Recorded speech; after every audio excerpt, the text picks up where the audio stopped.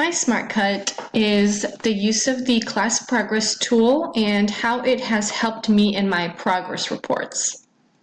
So if you are like me, you might be feeling like you're in a slump at progress report time. You don't know what to give as feedback to your students and the parents, and you might oftentimes find yourself either just giving blanket statements for the class or typing anything in from the multiple choice selections.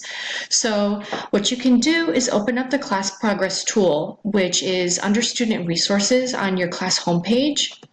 And then you can click on the settings gear on the top of the page and select the indicators that you want in your dashboard. So for me, the quiz reports is important, their login history for the last 30 days, their discussion participation, those are important for my class. Here are some other options that you can choose from.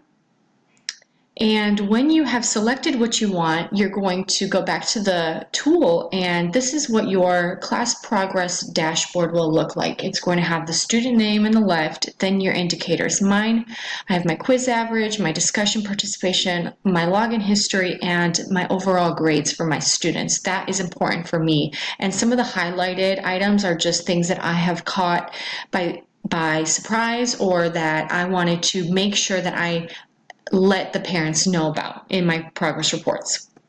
So what I do is I open up Thesis and Brightspace side by side, and then I import my grades, and then I place the comments where they should go, and I take the comment from my dashboard in my class progress tool. So I utilize the information I have in this tool to come up with a good comment for each student. And here is a close-up of those. Thank you so much.